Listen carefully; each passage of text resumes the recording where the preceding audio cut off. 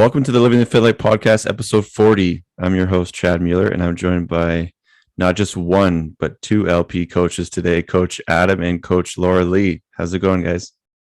Great. Yes. This is going to be super fun. Got two coaches. Last time we talked to you, Laura Lee, we had a chat. Me, and Michelle sat down and learned about your story. And I think at the time we were talking about JOGA, or the early beginnings of your story with JOGA. And I wanted to see if you could tell us a bit more about that, because I think that's the topic of today's conversation. Yes, thanks, Chad. Yeah, I think the last time we spoke, I was in the middle of my journey, my JOGA journey.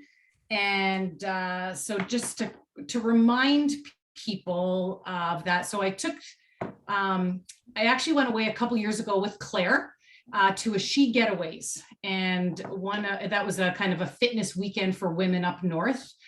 And we had the opportunity to do a JOGA class, which we knew nothing about. Jana was coaching that class. And I can remember, one, it was an extremely hot weekend. Two, there was probably 50 women in this room. And three, I remember Claire and I looking at each other going, what is this? Because it was so challenging for us and we loved it. So then COVID comes along, and if most people know me, it's kind of like, I gotta get my hands into something, besides working full time, coaching at the gym, and got to figure out what else is going on. So I wanted to do something else, and but I wanted to do something that one, that I would really enjoy, and two, that would help serve the members of Limitless, which is everything is so near and dear to me all the time. So I was looking at yoga, and but I knew that yoga is not something that our members if that's kind of the word. It's not challenging enough. It's not in their headspace. We know, high performance, that's what our crew is. So then I remembered the JOGA and I searched it up.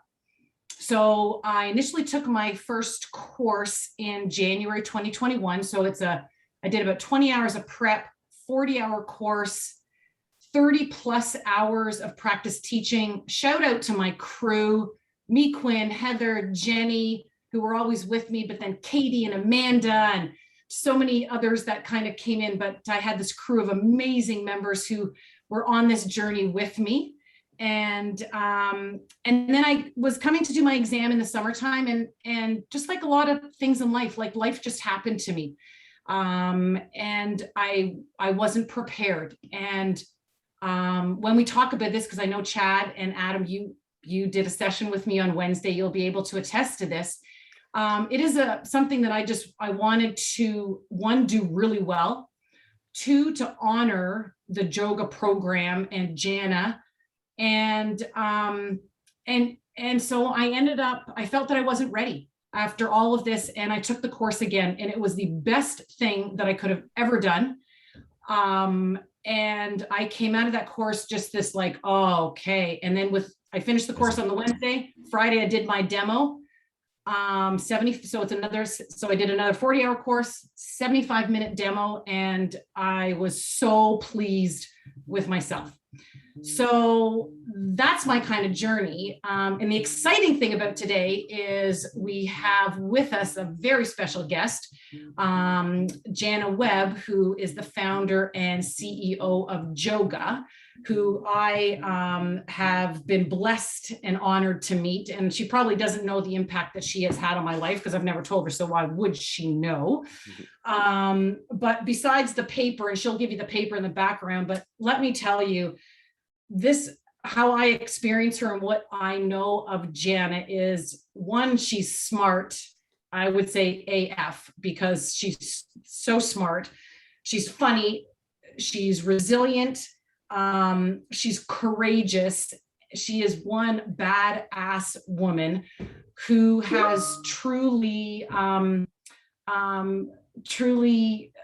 just affected my life in ways that she'll never ever know, just by knowing her and being coached by her. So I am going to pass it over to Jana Thank you again for joining us today, because I know you are extremely busy. And but yeah, I'll just kind of pass it over to Jana or Chad. I don't know if you want intro or. Well, I'll just say tell the welcome, story. Jana. That's quite the intro. Oh my God. I'm like, can we do this every Friday?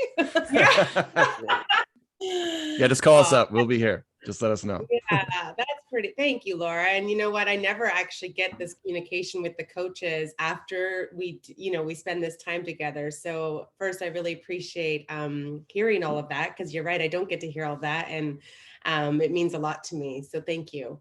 You're welcome. You're welcome. A lot. And hi everybody else.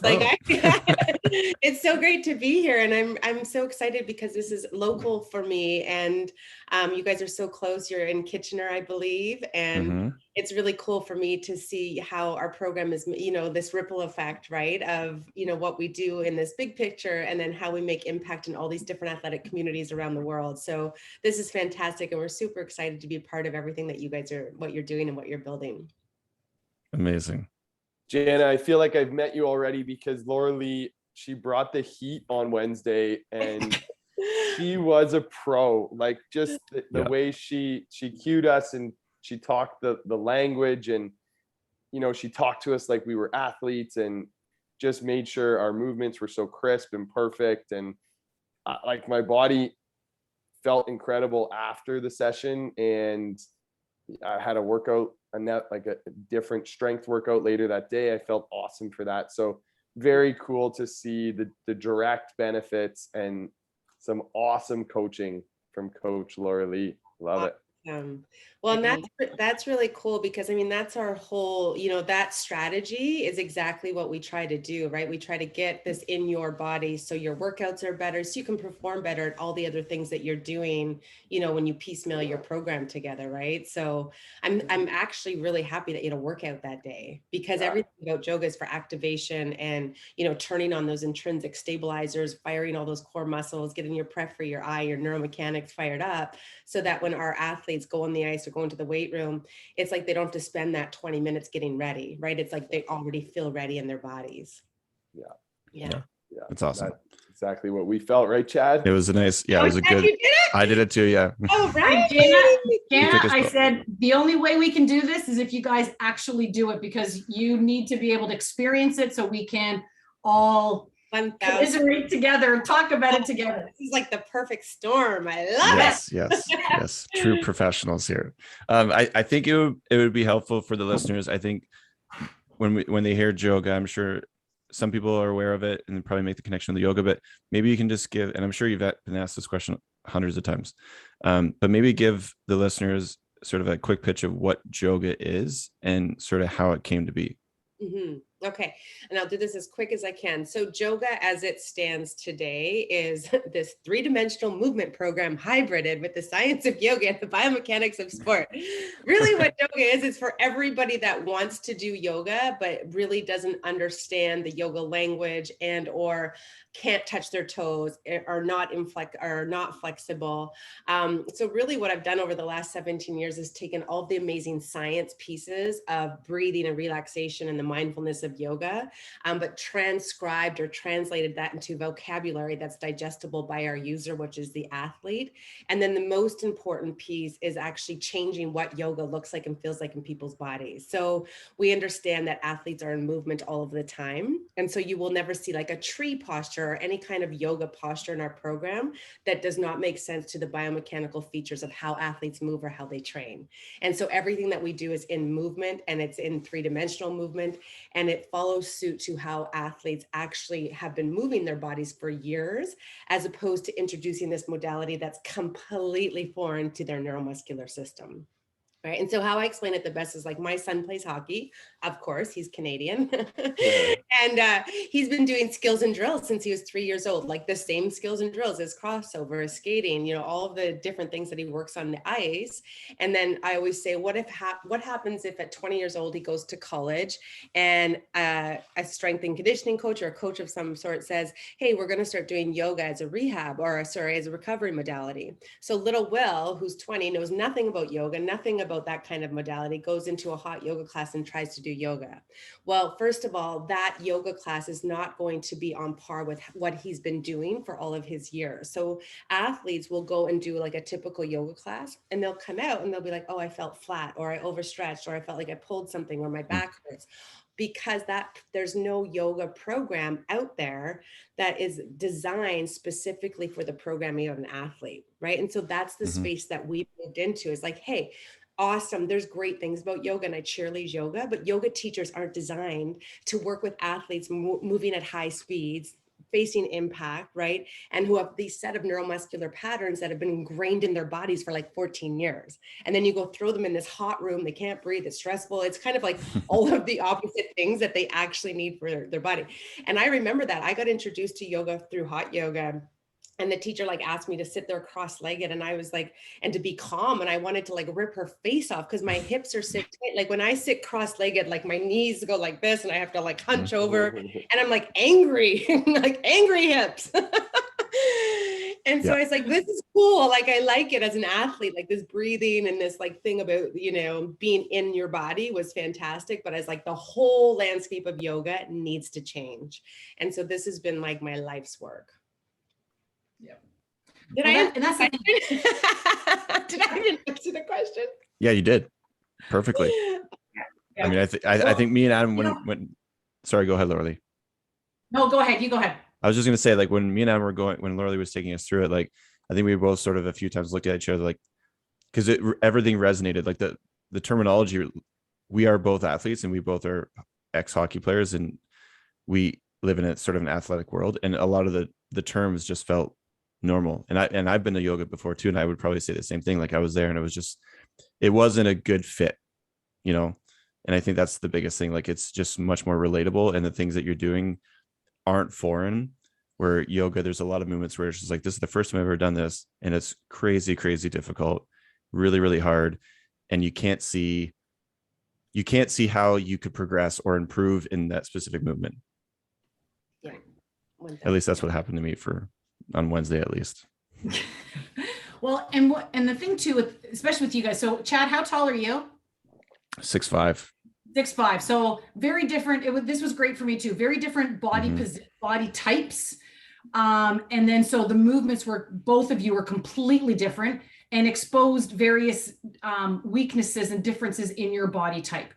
But what I liked about this too is that, especially when going back to what Jana was saying about, you know, sitting cross-legged, this program it gives you that permission to, your body's not going to do that. And we aren't going to put you into postures that your body just can't go into. And then we're going to give you permission to say, if your body's not even going into this one, it's because of X, Y, Z, and let's try this. Where a lot of times when I was doing yoga too, I was feeling like it was not that it was like a shame thing, but it was like, I can't do this. And as an athlete, and Jana will always say, what is the athlete going to do? They're going to do everything in our power to get to that posture. Even though I can't do it, I'm going to do it because that's how, as an athlete, I do, right? I go for everything. And then the injury comes, and then we go from there, where this program works the complete opposite of that. Yep, totally. And it really, I mean, I must like congratulate you, because it feels like you really found like a pretty awesome niche in yoga. Like yoga, sorry, when did you start JOGA? How long has this been going on for you? So I started with the Calgary Stampeders. So that would have been, I've been in Toronto now 12 years. So 17. Yeah, 17. Yeah. Okay. Yeah. There we go. Okay. So the story, the chronological order behind all of this is I went to Japan. I did my training over there, brought that back to Calgary. And then just like anybody who's starting in the fitness business, I like put posters up. I was like, come train with me, come do this thing. And like, nobody came. And I was like, oh shit, this is hard. And then I went to yoga studios, and it's like, I have this new certification called Ishta Yoga. That's the training modality that I was taught under. And these like yoga studio owners gave me the up and down, was like, yeah, we'll call you. And I was like, oh my God, yoga people are mean. And I'm like, I can't believe I have to audition to get like a job as a yoga teacher. You know, I had a marketing background and worked in a pretty high profile position prior to this. So I was like, this is like all wrong. Like, I'm coming in here for like $30 for like an hour, but meanwhile, it takes me 2.5 hours. So I was like, I'm just going to start my own thing. And the place that I started working with, and everything comes full circle, was a place called Innovative Fitness in Calgary. The owner of that studio used to play for the Calgary Stampeders. I started to work with him privately, and he's like, man, this was awesome. And then coincidentally, I was working at another studio, and the strength and conditioning coach from the Calgary Stampeders reached out to the studio and said, hey, do you have anybody that would come and train our athletes? And the studio owner at the time was like, oh, we got like Jana would love this. So they chose me. I went and trained the Stampeders, or they came to the studio. I can't remember exactly. But that first session was like hell on water. It was like a bunch of football players as your first session. That's throwing you into the deep end right there. Yeah. And it failed miserably because I was still trying to get, even though I had this like yoga background that was designed for individual bodies, it was still yoga. And so in that first session, I kind of had that light bulb moment where I was like, oh my God, these guys can't do this. They don't understand what the words I'm saying. Virabhadra, like we speak in Sanskrit, like that's the yoga language. So I'm talking about like chakras and Virabhadrasana and Vrikshasana. They're looking at me like, is that like somebody I dated? Like, what is this? You know? And anyway, so that was when I had that light bulb moment. And so the Calgary Stampeders became, my guinea pigs essentially for this creation of JOGA. I didn't even know what I was doing at the time, but what I found myself doing was communicating with the athletes, asking them about, hey, how did this breathing exercise help you pre-game, post-game, sleep? How did this movement make you feel prior to a workout going on the field? And what I found myself doing was making programs. And that's really where it changed from yoga to JOGA, in that the yoga world lives over here and teaching classes and its studios, and they come in and it's just, they're guessing of what sequence they might do for that day. Whereas JOGA became about how are we going to program so we are in alignment with the strength and conditioning, with the rehab team, with the skills and drills, with the head coach, even with the management, right? Talking to them in a vocabulary that made sense from a business perspective. And so this, 2-year process with the Calgary Stampeders, I didn't even know it was going to be called JOGA at that time, right? It was just me and an athlete chatting at one point in my studio, and he's like, you got to call this something. And that's where JOGA was born. Cool. Yeah. Yeah. And I really felt that in the session with Laura Lee on Wednesday. Every cue in, can you bring your knees together and really activate your adductors? And can you, bring your ribs down and activate your core so, your spine is neutral? And can you squeeze your glutes when you're in the, everything was related back to athletic performance, not just holding the stretch as deep as you can, or not just, finding the position. It was really about, we sat back in saddle, like a traditional yoga saddle stretch. But it's like, we're not just going to go back as far as our body will let us, which isn't very far for athletes. We're going to like squeeze our glutes and get really activated so that when we're in that position, we're firing everything that needs to fire, right? So that was probably the most fascinating part. That Cool. Oh, Adam's in core. And oh, there he is. Adam, we lost you for a sec. Yes. my internet connection is unstable. Oh, Yeah, no, I'll let you guys roll with it, but I find it fascinating, Jana, Laura Lee talking in this language to the athlete mindset about, adductors and glutes and core and just being engaged. That's so awesome. As a personal trainer and a coach myself, I love hearing that. So it's great. Amazing. Well, and you're the people that we've been trying to sell for 20 years, 17 Right. years. So we've had to learn this, right? Like I had to, I did my work in terms of shadowing different strength and conditioning coaches and or understanding the demands of everybody else in that ecosystem. Because for me to sell JOGA or to get the buy-in, you can imagine there was lots of conversations that needed to happen just to get one opportunity, maybe with one athlete or a demo with one strength and conditioning coach or an athletic therapist, right? And so it's been this story of years and years and years, first of all, taking this type of modality and just trying to introduce it to sports. Imagine 15 years ago has not been an easy feat to then, getting into these NBA facilities, NHL, NFL facilities and trying to sell my program, right? So I really had to learn how to navigate through that ecosystem of sport. And I really had to understand all of the different roles and the demands of all those people in those roles, because the truth of the matter is that when you get that type of position at that level, you got there for a reason, because you're pretty effing awesome, right? And so, you know, you don't want to come in with this, like, there's no ego, there's no, like, my program's gonna like make your athletes like win a championship this year.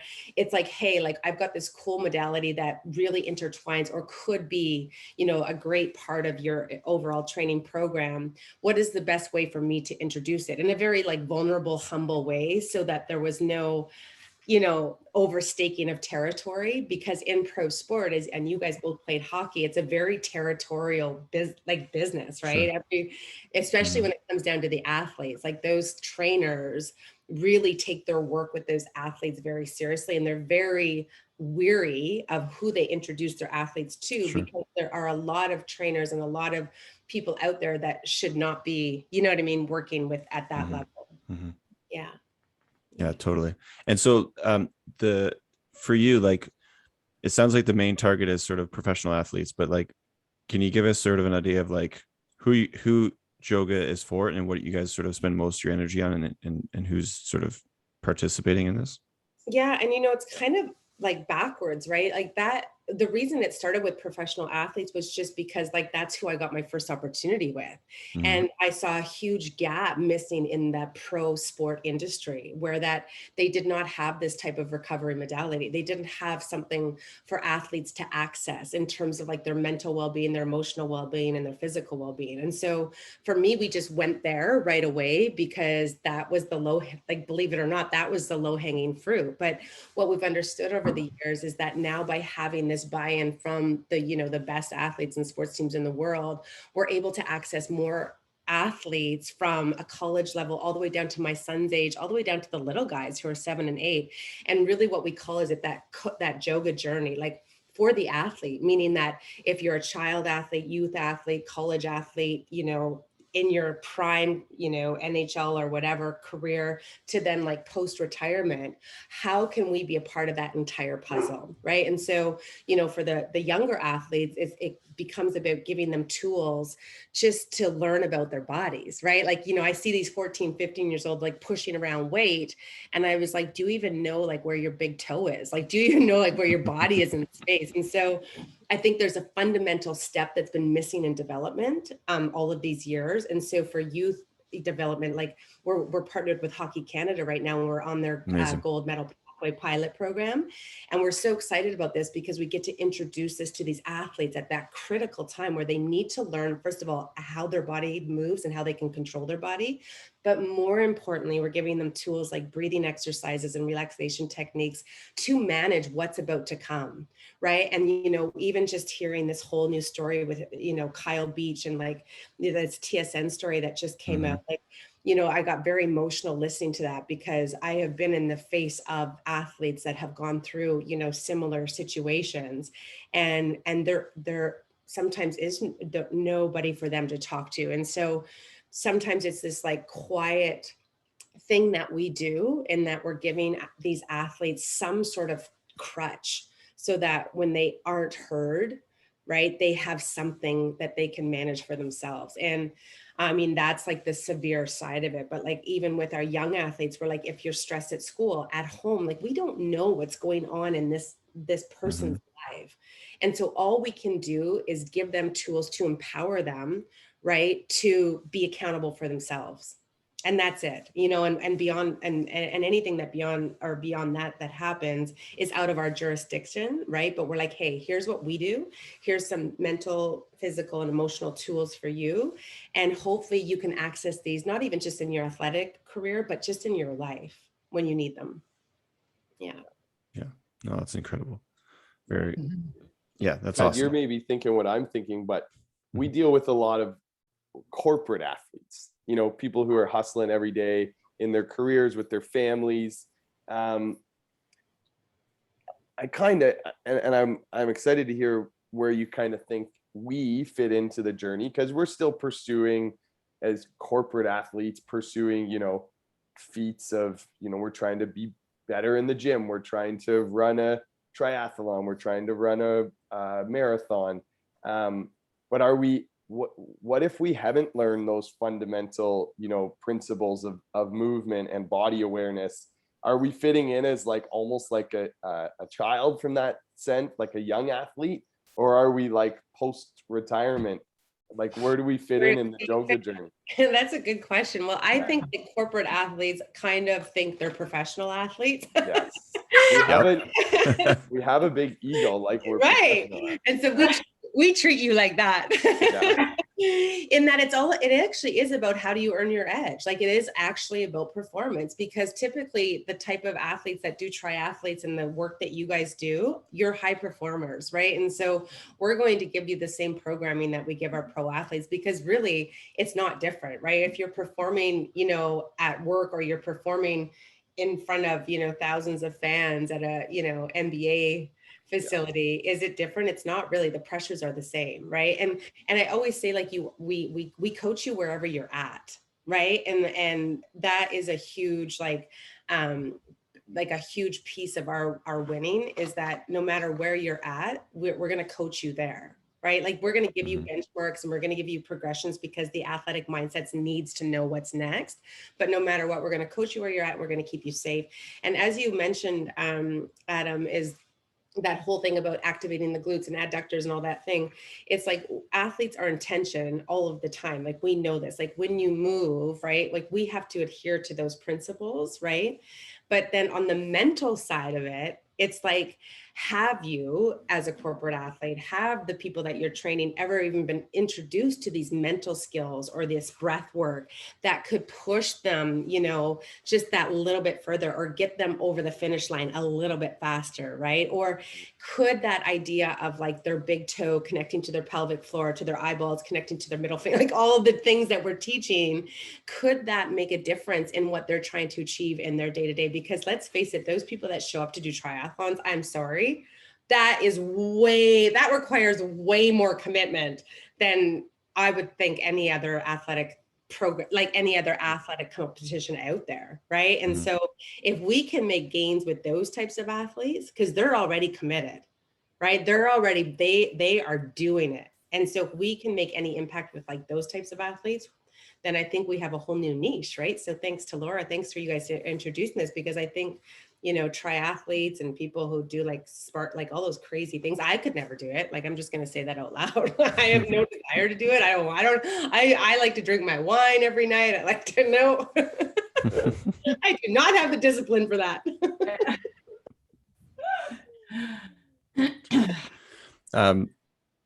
No, that I think that's a great question, and it's a great answer. And I think also, like, taking it a step further, like, when do you fit this in, this sort of model? So like, how do you fit this into someone's routine? So athletes have their strength training. Like, is this like a pre-workout, post-workout? Is this a rehab type of thing? Like, is this prehab? Like, how do you fit this in if you're sort of going to start talking to somebody about yoga, and how can our listeners sort of understand how they're going to fit it into their sort of training regimen?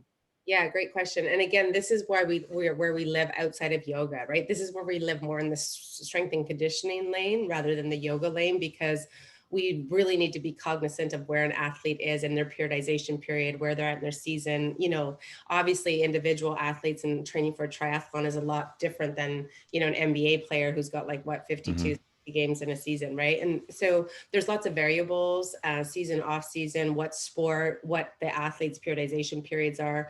But what we try to do with our curriculum is give the yoga coaches, first of all, the introduction to the idea of this, right? That there's all these different dynamics and variables that you need to be able to understand and manage. And then second of all, give them programming that would fit into all different scenarios based on all those different variables. So what Laura Lee would have done with you is called our fire starter program, I'm sure, with a little 1-2 punch, a little regen at the end, which is kind of our inaugural program, because what this does is it could be used depending on sequencing and timing and holds.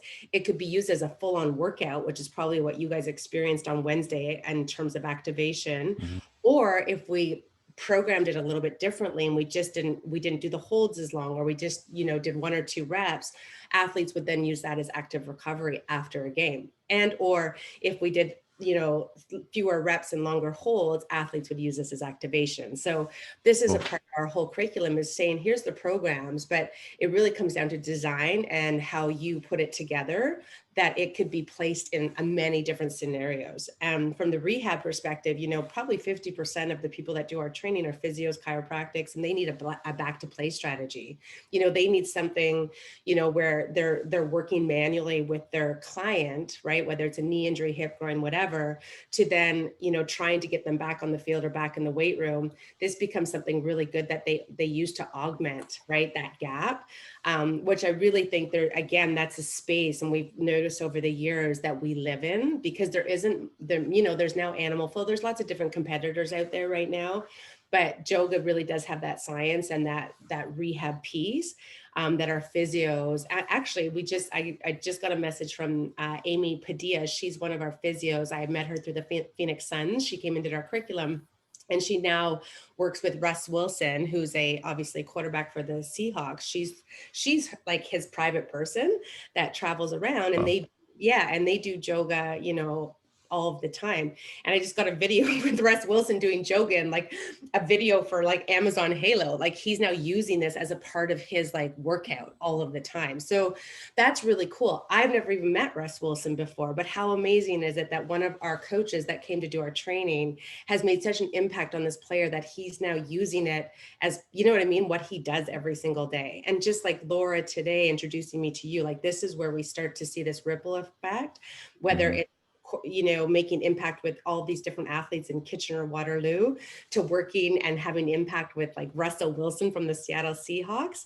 Like that, for me, like it's taken so many years just to get to this, right? There's a lot to celebrate there. Yeah. That's huge. That's huge. And I think Adam, this fits right in with, like, we've talked oftentimes, right, about like 360 proactive recovery, right? And like, this seems like just another piece of that whole sort of formula, to take your members, to like giving them the opportunity to take their sort of fitness to the next level. Yeah, 100%. It's such an awesome tool, like Jana said earlier, to earn your edge. Like if I've now seen like two spectrums of corporate athletes or people with full-time jobs and trying to train for CrossFit, or trying to train for endurance, which means triathlon, running, cycling. And they just want to train and train again. But your performance is very limited at a certain level if you're ignoring a bunch of the foundational pieces, which is, we figured out that recovery is a huge part of this. And like Chad said, I put JOGA into almost like a performance and recovery tool at the same time, where it's like you're getting, Laura Lee said this to us, we're like, should we count this as our workout today, or what should we? She's like, it's gonna be hard, but you're gonna feel great when it's done. And that's kind of like your guys' tagline, is that JOGA is challenging enough to stimulate the athlete's mind, but then it makes you feel, and truly it does help you recover, muscle recovery, mental recovery. So yeah, Chad, I think it's such an awesome tool. We've been, dabbling between a few different like online tools that you subscribe on a monthly subscription to, and like, this will be great, but then it's like, I don't want to sit and stretch for 30 minutes before bed, and I don't want to, do these stretches before my workout or whatever. But like, this is now a tool that's with a purpose, helping you prepare for a workout, helping you recover for a workout. A great addition to your weekly training. I mean, I'm in between, like, are we doing this, once a week, or is this something that our athletes should be doing like 2 to 3 times a week, but each one with a purpose? One of them to prime them for their big workout of the week. Yeah. What's your peak workout? Another one to help you recover at the end of the week. And then one just to get your body feeling good in the middle of the grind. Totally. And that's exactly it. We encourage 2 to 3 sessions a week. Yeah. Mhm. Yeah. And how long? Like, and this is the other thing. Like we program down to 20, like minimum 20 minutes, sometimes 10 minutes, 30 minutes, because what I've learned over the years of being out there in real time with working with real teams is that, I worked with Brooklyn for like the Nets for 4 years, and they would fly me in, and, I thought I had like 30 minutes, and then all of a sudden, skills and drills took longer. They're like, Jay, you've got 10 minutes. So I had to, and that, say, for example, that day was recovery. In 10 minutes, I had to figure out a way to activate the parasympathetic nervous system to create those regen qualities in a very limited time. And so I always say the JOGA program is very sophisticated in that we take in consideration the human system, and then how all the other systems underneath that human system work and integrate together to produce a very impactful, effective result in a very, in a quick way. And so, as you guys know, we start with breath work all the time, with respiratory system, and then we move into movement, circulatory system, then muscular system, then neuromuscular system. Like, it's layered very strategically. There's no guesswork. And that's what I always say to my coaches. You don't have to like change the program. The program is the program. It's, I've done so much work to make it soundproof that you just need to understand it, right? And you need to coach all of those little nuanced pieces, because that's what makes our program different. While you were talking about your athletes, one thing that just popped into my head is there's this rehab component, recovery component, in terms of performance. And this is, I think, where, our program is a game changer, is when I go in and work with, say, and I'm going to go back to the professional athlete just because this is where I live most of my days. But if I go and train, the all-star player for the NBA, for example, or for the NHL or NFL, and I teach him in 1 second about how all the different pieces of his foot mechanic relate to his pelvis stability and how his hand mechanics connect to shoulder stability. And I get this opportunity to teach him one new thing about his body that in his entire career he's never heard of or never felt in his body. I get the buy-in, because he's like, how didn't I know, like, my big toe was connected to my pelvic floor, which was connected to my breath, which then, if you think about an athlete in performance, right?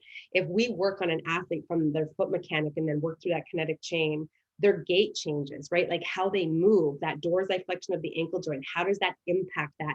The lift of the pelvic floor. If we can get more mobility in the hip, how does that improve their hip hinge so they have a longer stride? And then when they land, if they're running, and they understand again how impact that foot mechanic lands on the floor, and then to produce the other stride from disassociation. Like, there's so many different pieces of the program that are, and Laura nailed her practicum, so I know she's doing this, but it is those little nuanced things that really make this special. And they make people like yourself, who are athletes and who are strength and conditioning coaches, be like, oh my gosh, my athletes are going to get more gains because of this program, right? Like, think of like, if we can improve your hamstring mobility for your clients and get a little bit more hip hinge, how does that impact how much weight they can lift in their deadlift?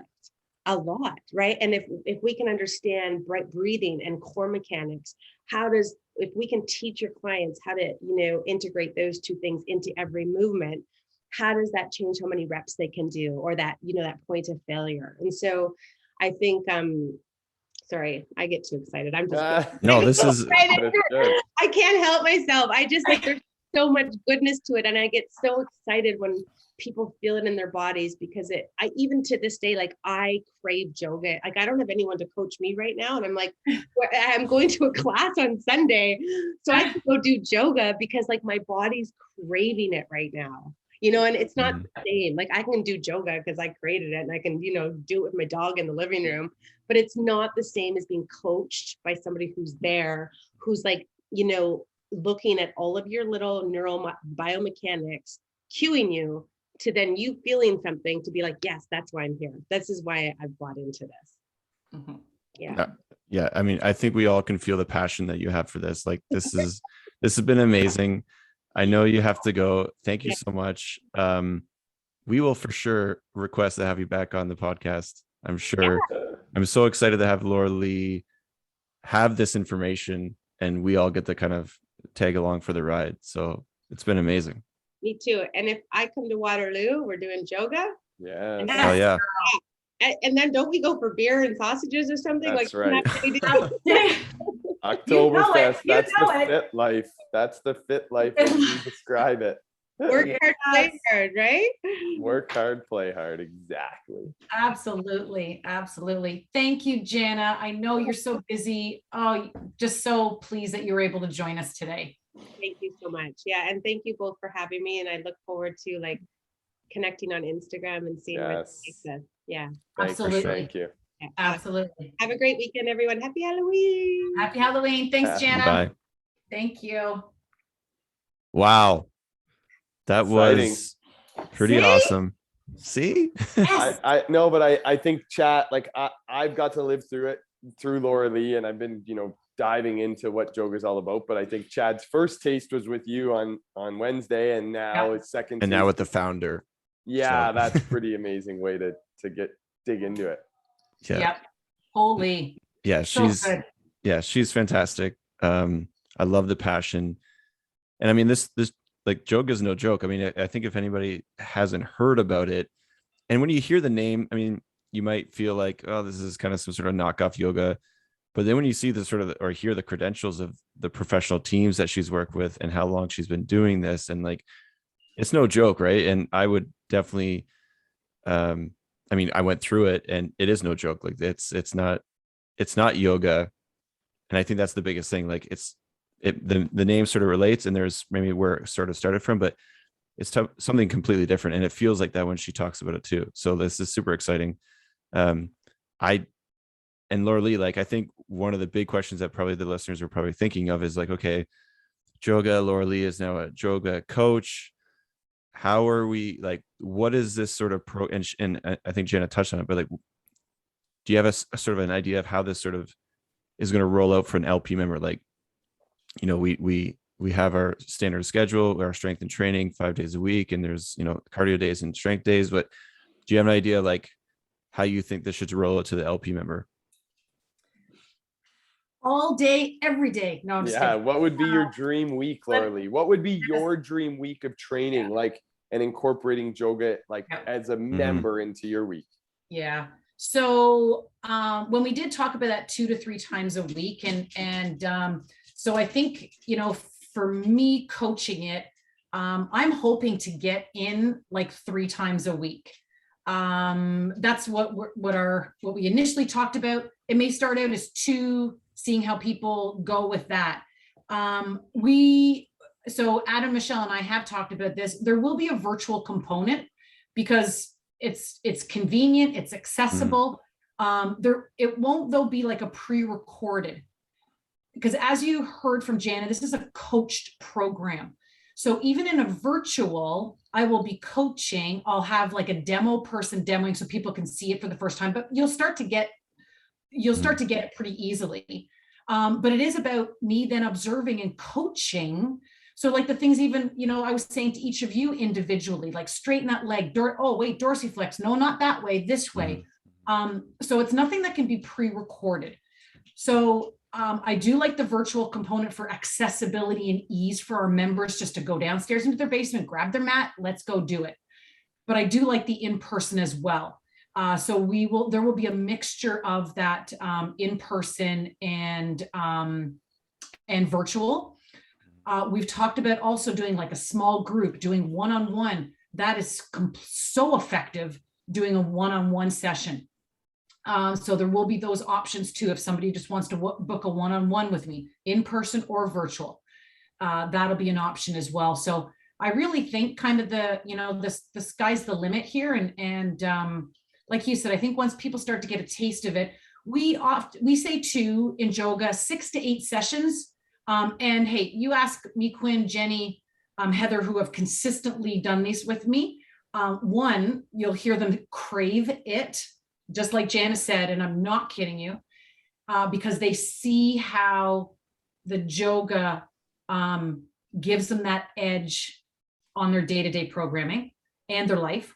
And you'll also notice that after about 6 to 8 sessions, they're like, now my body's getting it.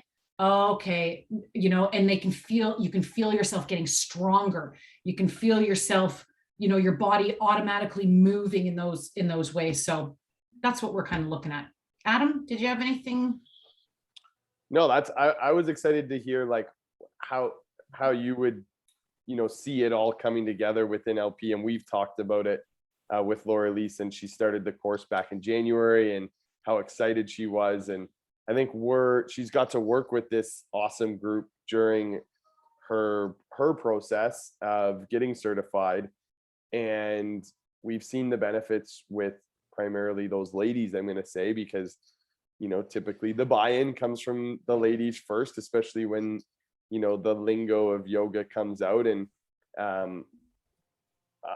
I'm excited for anyone who wants to just find that extra performance booster, extra muscle recovery, de-stressing, like just the breath work, and how you guys were talking about nervous systems, parasympathetic, sympathetic, right? Like really doing different sessions each week with different purposes. Now that I've experienced kind of like, I don't know, I think Laura Lee put us through a pretty tough work,out, Chad. I would It say was like requested. for me, that's a Sunday. Like for me, that's an off day. If I'm going to do an LP workout, I can't also layer on that intense of a yoga session, or else I'm going to need like a day off if I try to right, because it was a 1 hour session. So yes, it was. And I guess that was one of my questions. Like it almost feels like, and like she said, there's different ways of doing it. What we did almost feels like that could be a good substitute for a workout if you weren't feeling up for a workout, right? Instead of skipping a workout, I'm like, oh, my body's aching, I can't make it to the gym, I'm just gonna mail it in. Well, you know what? Why don't you do a yoga session? Because I feel like that would be a good substitute, because that hour-long session felt sort of like a workout. And I know there's like the 20-minute sessions that might be better for activation, like she said, like maybe before a workout. But I agree with you. What we did felt like, I could do that on an off day for sure. Yeah, and how Laura Lee and I were thinking about was like, typically our biggest drop off at LP is everyone's excited to start the week. They crush their Monday workout. They crush their Tuesday workout, and then by Wednesday they're feeling it. If they get to their Wednesday workout, then they're taking Thursday off for sure. Yes. So what we were thinking is that we hit the Monday, Tuesday squats plus sweat warrior. On Tuesday evenings, we hit them with a really good like recovery session, so that their bodies can start to recover to prepare for the second half of the week. Yep. Wednesday, mainly upper body, mainly strength focused. And then the ideal, which now the more I think about it, is Thursday night would be like almost a reactivation session where your body's been through a lot and you're just getting everything firing properly before you head into Friday and Saturday. And then again, Sunday is your like full recovery yoga session. Yeah. We think we'll start with Tuesday and Sunday as the main ones. And then Thursday will be like that added bonus one where you're just tuning your body up, just a little fine tuning, like Jana was saying, like long holds, 1 or 2 sets of the movements, just to fire all of the different parts of your body, your feet, your ankles, your hips, your core, your shoulders, everything, just quickly. And then boom, you're moving on. Where Tuesday might be more like breath work and like, Laura Lee knows better than me. I'm just. And that's, and as Jana was saying, that's the beauty of the program, right? So at any time when I start the class, I can say, hey, how are you guys feeling? Right? What have you done? And they're like, oh man, I just did this. I just did that. And then, we can create this kind of program, or I can create this program like kind of on the fly. Right. So we can tailor it, especially to what we know our weekly schedule is, and go from there. Yeah. Cause as I was saying to my Thursday, on Thursdays, I coach a lot. And I was just saying, bless you to everybody that shows up on Thursday. Because one Thursday is just a tough day of the week. And Thursday's our hardest workout of the week too. Yeah. So I was like, bless you all for showing up on Thursdays. So then Thursday night would be a nice little kind of, let's kind of get back in, let's kind of regroup, because Monday through Thursday has been really tough.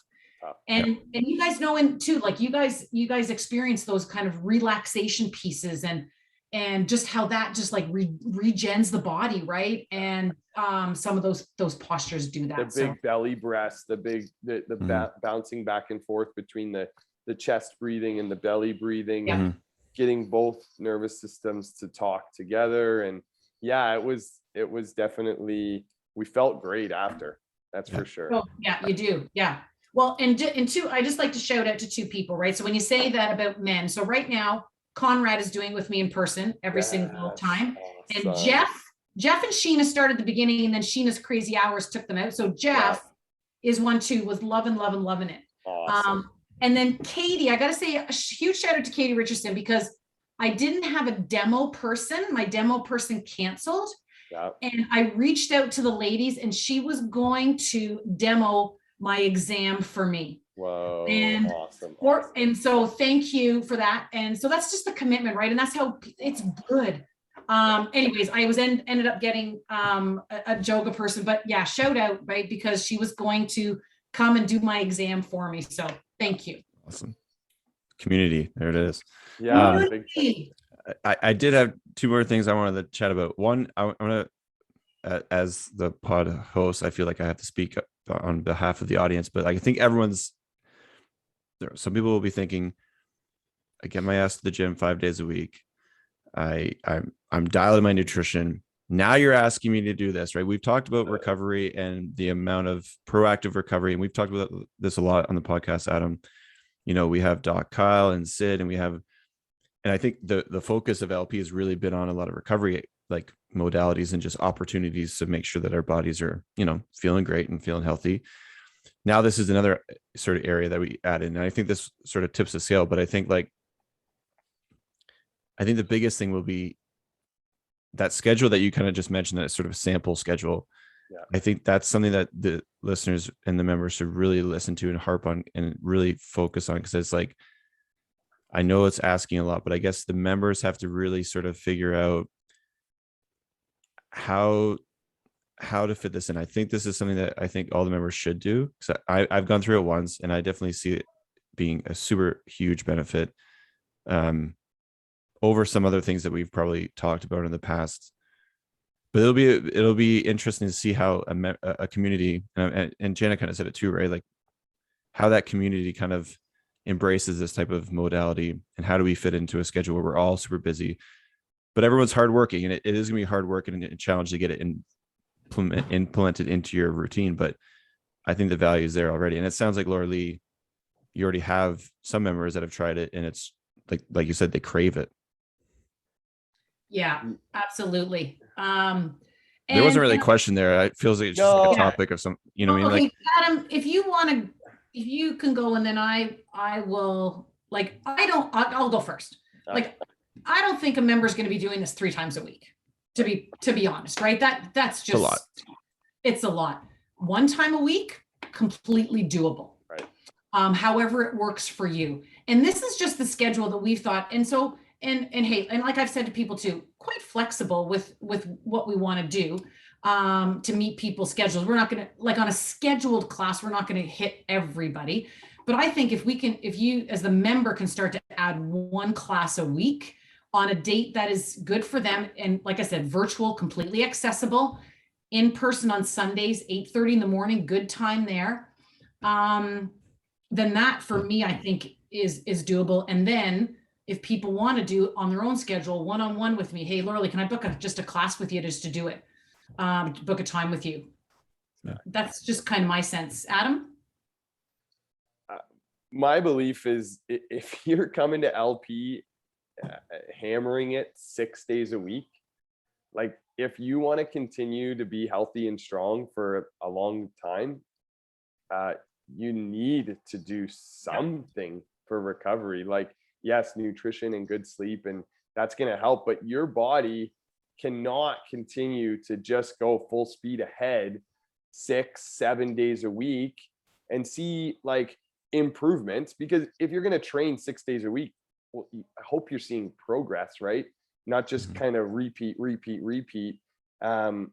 This is a huge I would rather see you do 5 days a week and 1 yoga session. Yes. There you go. Right.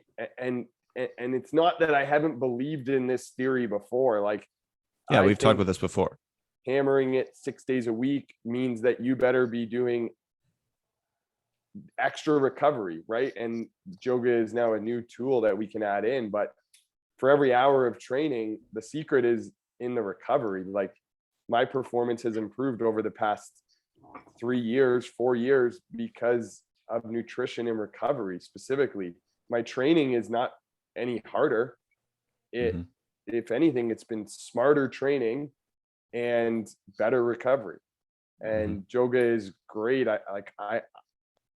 The last thing I want is to be injured or feel beat up. I want to feel strong and good so that when I have a race or a competition, or, you know, for all of our just day-to-day grinders who aren't racing or competing, like you want your body to feel good on a daily basis. And this is going to be a tool that you could implement once a week, twice a week to help that.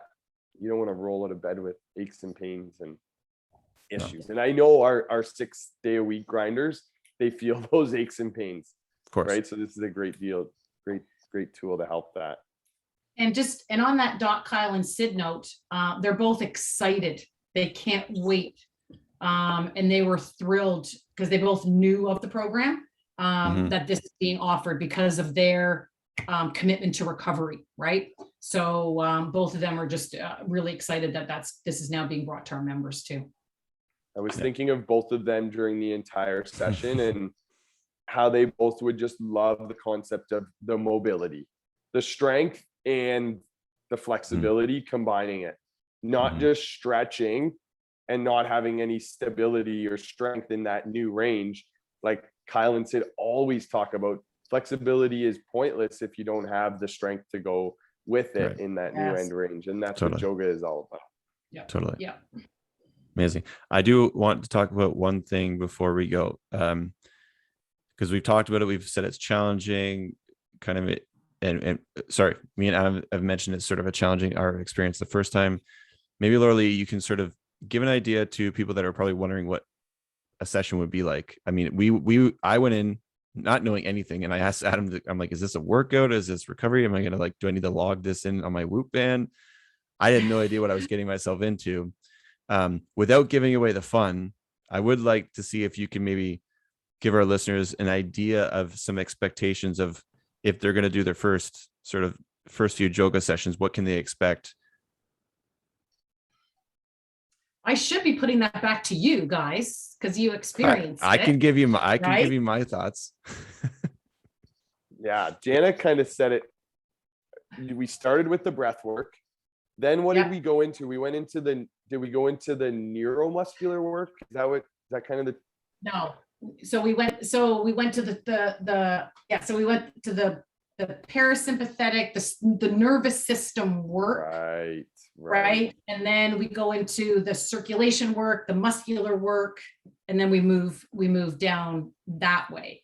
And I was going to say, to dumb that down even further, it felt like a lot of time in a very, like, a lot of lower body centric stuff. It felt like the foundation was being fired up almost regularly. And you definitely noticed your hands and your feet. That was the biggest. The two takeaways for me was like how much I was using my hands and my feet, in the sense of not just hands, just like stretching, like your fingers and your toes, and that was just like my awareness of my extremities was at a heightened sort of area versus like just normal workout. People don't notice their feet, people don't notice their hands, but I noticed that a lot.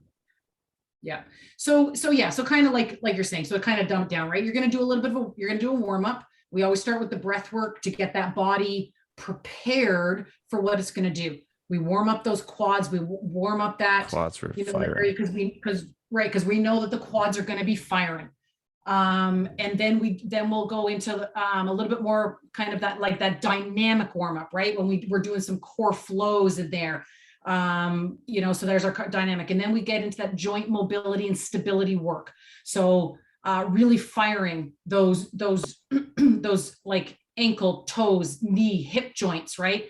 All of the intrinsic muscles, getting all that firing up. Then we'll go into a lunge sequence, which is those big muscles, right? So firing those big muscles, doing that muscular work.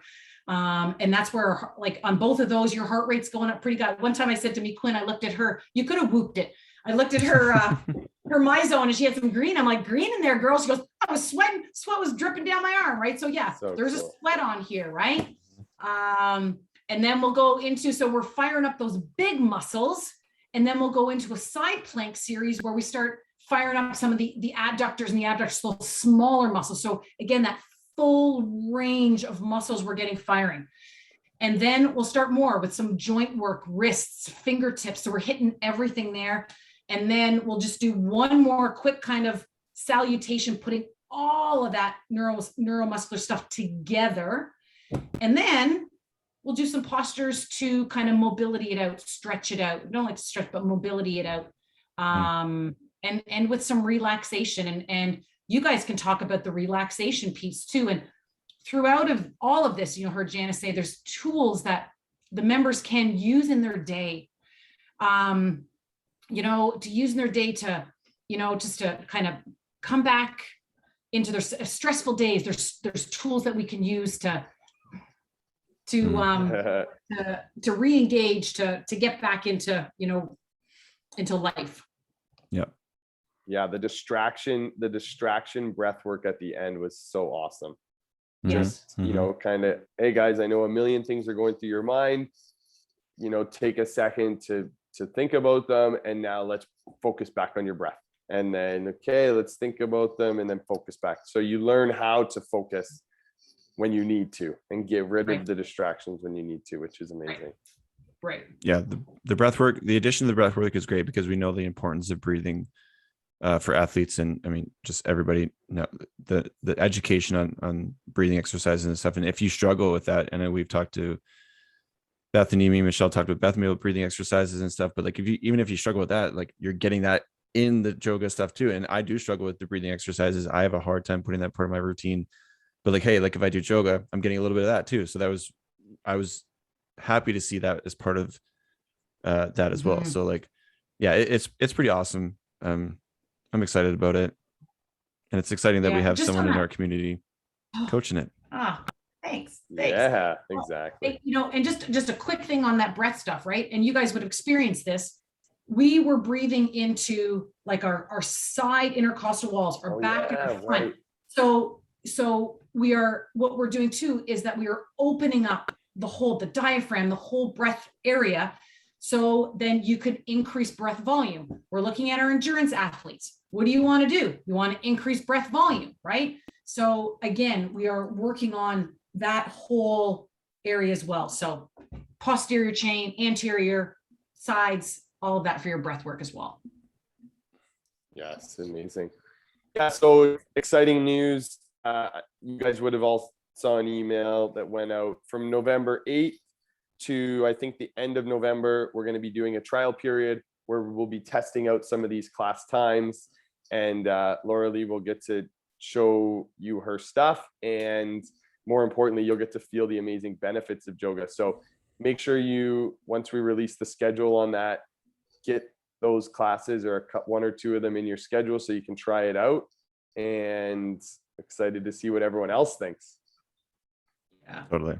Okay, so on there, because everybody knows that I'm really, really excited about this program, but just the two of you can just kind of get one highlight or one kind of funny or one kind of from the session we did on Wednesday that you haven't talked about, or one that you go back and you're like, oh, wow, that was good. Or my left quad is still burned up. I mean, it was a combination of Monday. I did Bulgarian split squats, which is by far my favorite movement of all time. So then Tuesday was a little recovery day, and then Wednesday morning we hit this, and my quads were hot, and I'm still feeling that. So that those single lunge movements, like that unilateral work, which I've trained a lot this year with golf and a few other things, still get me. So it's just like your body, that kind of stuff is just still like, that stuff is just challenging, and it works because you can feel it. My highlight, I pictured 6'5" Chad doing yoga, and although I had to be like super focused on my own body because it was very challenging. Chad did way, like, he was awesome. He did way better than I expected. Same. For a 6'5" dude He doing did. a variation of yoga. So that was amazing. Yoo-hoo! Yeah. Thanks, buddy. Thank you for that. You're welcome. I was hoping you Awesome. noticed. I have one video where you're using Yeah, your, I fell your over. wall beside you. The wall. Yeah. Yeah. Cheated a So little have bit. a wall close by if you're doing it at home. But for sure, like if anybody's done yoga and you've struggled with a lot of those movements, at least for me, like being an athlete, I didn't struggle as much as I thought I was going to. Like I didn't know what I was getting into, but I go to yoga being very vulnerable. Like I'm not going to be able to do half these movements in a decent way. And it didn't feel like that at all. So for me, it's a really good fit. Yeah, nice. Nice. Good question. Good way to end it. Yes, great way to end it. Thank you so much for joining. This has been awesome. Thank you, Laura Lee, for joining. You're most Been welcome. great. And thanks to Jana as well. It was great to have her on. And So good. yeah. So thanks everyone for listening. Hopefully we'll see you at a yoga session.